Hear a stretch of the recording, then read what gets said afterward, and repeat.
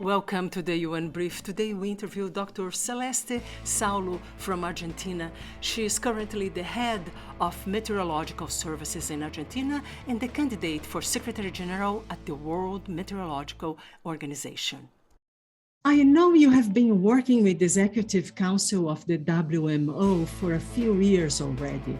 So how did your work as the head of Argentina's meteorological organization prepared you for the role of Secretary General? Well, running the Met Service provides you with the key insights into the needs and the opportunities ahead. I've been the head of my Met Service for 8 years now.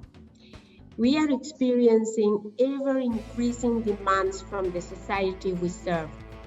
The increasing number of severe weather events with a large impact on people and also on economic activities generate a changing landscape for our work.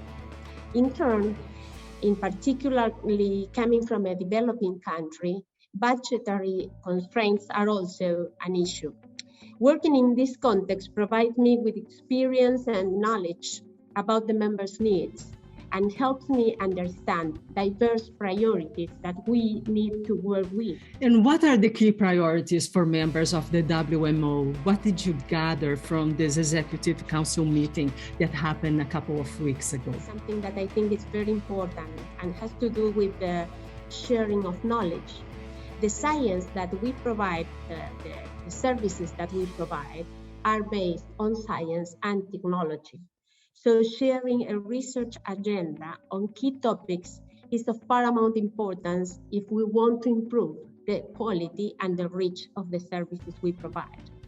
Of course, we cannot detach the agenda of the Met Services from the global agenda, which is driven nowadays by climate change adaptation and mitigation, and of course, disaster risk reduction. In this context, Met Services play a key role by providing early warning systems that help society to be less impacted by severe weather. Which ways emerging technologies shape policy outcomes and how policymakers can support the adoption of new technologies to deliver coherence in response to the climate crisis? It is intimately linked with what can each country do in terms of how they can mitigate climate change and sustain their agenda for development. What WMO can do, and is actually doing, is providing robust and reliable data to monitor the global state of climate, as well as informing the observed impacts of climate extreme events like floods, droughts, fires, heat waves, and so on. We can and we should foster actions to help Met Services to be exemplar institutions in terms of achieving net zero policies, and we should go in that way.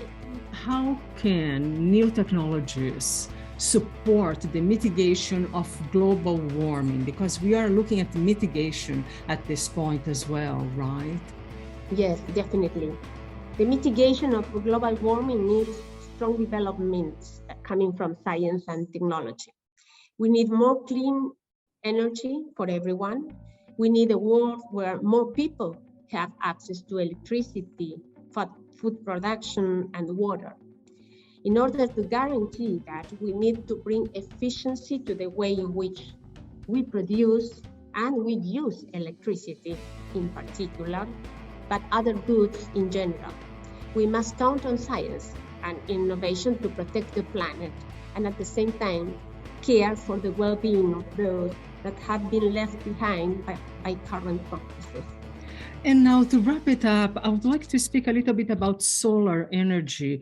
What you see is the role of clean technologies and solar energy on the process of mitigating and making the ecological transition, the energy transition we need to make in the coming years?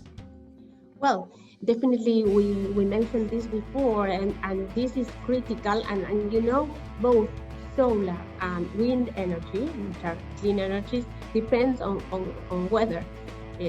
So we need to, again, strengthen the capacity of the weather services to provide information that is very relevant for decision makers that rely their work on solar and wind energy, which are highly variable sources of energy. So this kind of energy